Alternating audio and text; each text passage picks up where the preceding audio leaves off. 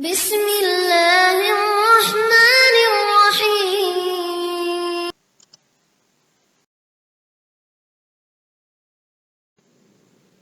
Bismillahirrahmanirrahim. Innal hamdalillah nahmaduhu wa nastaghfiruh wa a'udzu billahi min shururi anfusina min sayyiati a'malina may yahdihillahu fala mudilla lahu wa may yudlil fala hadiya lahu asyhadu an la ilaha illallah wa asyhadu anna muhammadan abduhu rasuluh amma ba'd. Anak sekalian, bagaimana kabar kalian hari ini? Ya, semoga dalam keadaan sehat walafiat, tidak kurang sedikit apapun. Ada yang sakit, mudah-mudahan diberikan kesembuhan oleh Allah SWT dengan segera. Anak sekalian, kita masih masuk di tema 6, energi dan perubahannya.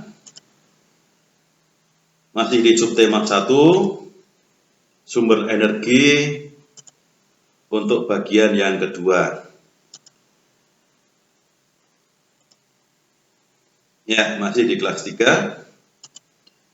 Mari kita simak bersama-sama.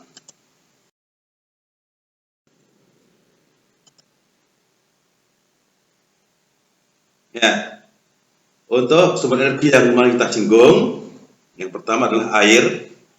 Ya, air berubah menjadi energi atau sumber energi karena ada sebabnya. Di antara dia dibendung dulu di waduk, setelah dibendung di waduk, kemudian dia diberi kincir air atau skala generator, kemudian bergerakkan generator tersebut, jadilah listrik. Ya, karena air merupakan sumber energi kinetik. Energi kinetik air itu artinya gerak air yang mengalir bisa menggerakkan kincir atau turbin. Nah, gerakan kincir air ini akan menggerakkan generator listrik. Ya, kita lihat di mana? Waduk Gajah Mungkur di Wonogiri. Maka kita akan lihat sana ada generator listrik yang akan menghidupkan listrik kita karena sebab turbin atau kincir air yang berputar karena tekanan dari air. Dan sekarang yang kedua, angin. Angin juga sama, memiliki energi kinetik, yaitu gerak. Jadi angin adalah udara yang bergerak yang bisa menggerakkan kincir tersebut. Ya. Inilah yang dapat menggerakkan kincir. Jadi energi tadi menggerakkan kincir yang dapat menggerakkan generator listrik. Seterusnya, generator jadi juga menjadi energi listrik. Ya, itu untuk sekilas air dan angin sumber energi. Perubahan seperti itu. Ya, ada energi kinetik pada angin dan air sehingga dirubah menjadi sumber energi berupa listrik.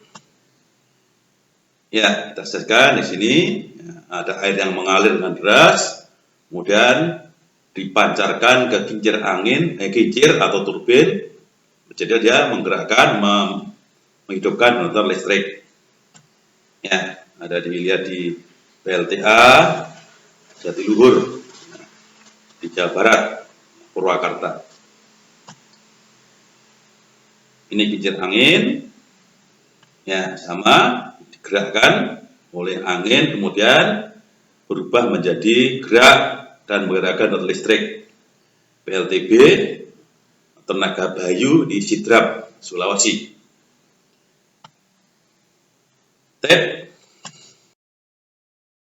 Berikutnya,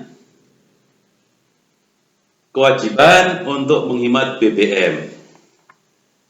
BBM atau bahan bakar minyak merupakan sumber energi yang tidak bisa diperbarui. Untuk menghasilkan BBM diperlukan waktu yang sangat lama, hingga jutaan tahun, sehingga dianggap tidak bisa diperbarui. Maka dari itu, perlu untuk menghemat BBM. Upaya menghemat BBM ini harus menjadi kesadaran dan kewajiban bersama. Tidak bisa dilakukan oleh orang per orang saja. Adapun usaha untuk menghemat BBM antara lain, yang pertama, mengurangi pemakaian kendaraan bermotor. Ya, misalnya ketika bepergian jarak dekat saja, seperti masjid, dekat rumah, tidak perlu menggunakan sepeda motor. Namun, lebih baik berjalan kaki atau bersepeda. Yang kedua, menggunakan angkutan transportasi umum atau massal seperti angkot atau bus rapid transit (BRT). Angkutan umum memang menggunakan BBM, tapi dalam sekali jalan angkutan ini mampu menampung lebih banyak daripada menggunakan kendaraan pribadi. Ini anjuran poster untuk hemat energi BBM. Ya, ini poster yang kedua, hemat BBM.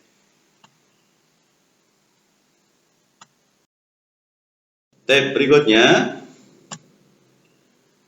kita lanjutkan materi untuk matematik satuan waktu jam.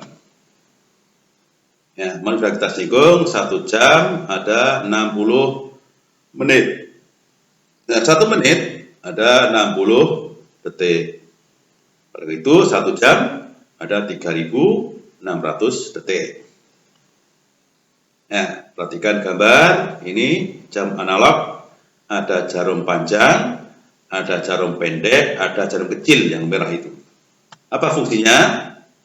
Nah, jarum panjang ini menunjukkan menit. Ya.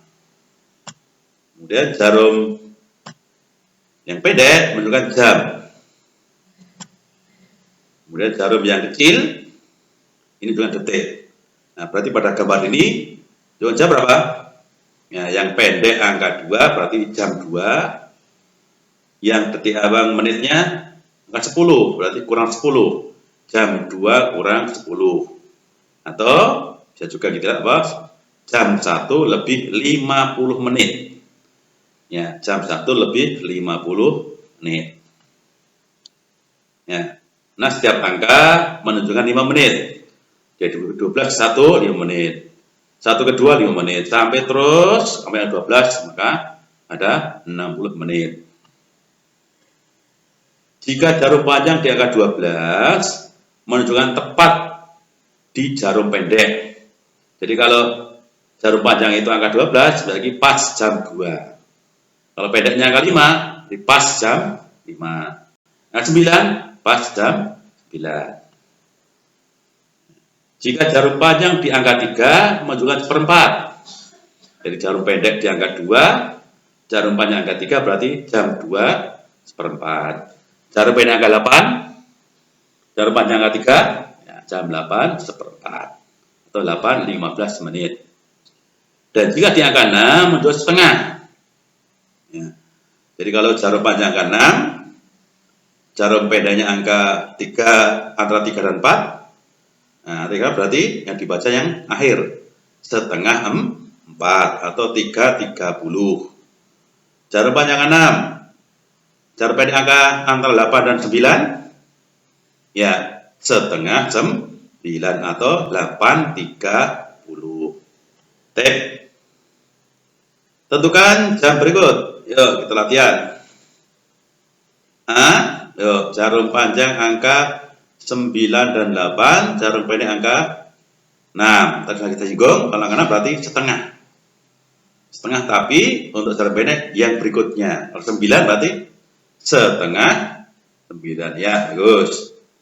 Yang B, jarum pendek angka 3. Tadi angka 3 berapa? Seperempat atau 15 menit. Jarum pendek angka 6 berarti 6 seperempat atau 6:15 menit. Yang C, jarum panjang angka 3, jarum pendek angka 4. Ya, kalau panjang seperempat berarti 4 seperempat atau 4:15 menit. Yang terakhir, yang D, jarum panjang 12, jarum pendek angka 3. Tadi angka 12 juga tepat waktu yang juga jarum pendek. Berarti jam berapa? Iya, jam 3 tepat. Itu untuk satuan waktu.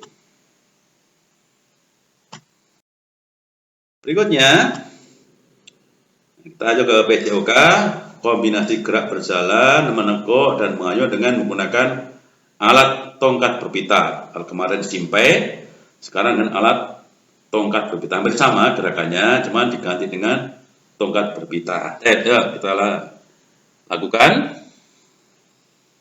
Caranya, pertama lakukan gerakan berjalan, diawali dengan kaki kiri melangkah ke depan, lalu tangan ke depan, mengayunkan tongkat ke depan, kemudian kaki kanan melangkah ke depan, tongkat diayunkan ke belakang, seiring langkah berjalan. Setelah itu kedua kaki merapat berdiri. Ya, seperti gambar. Ya, kaki kiri, maju ke kanan, gerakkan. Tongkat berpita kemudian lurus, berdiri rapat. Setelah itu kedua lutut ditekuk, tongkat diayunkan ke atas, kemudian tongkat diayunkan ke belakang, lutut dilurus kembali, badan tegap kembali. Ya, seperti ini.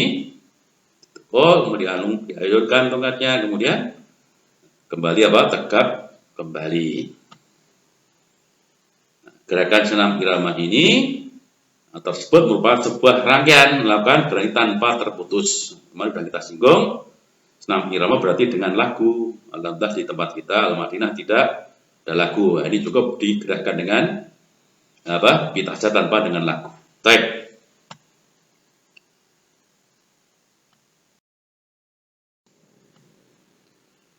Sekian untuk materi hari ini. Terima kasih sudah menyimak materi hari ini. Ucapkan jazakallahu khairan. Kita tutup dengan majlis. Subhanallah. Assalamualaikum warahmatullahi wabarakatuh. Alhamdulillah.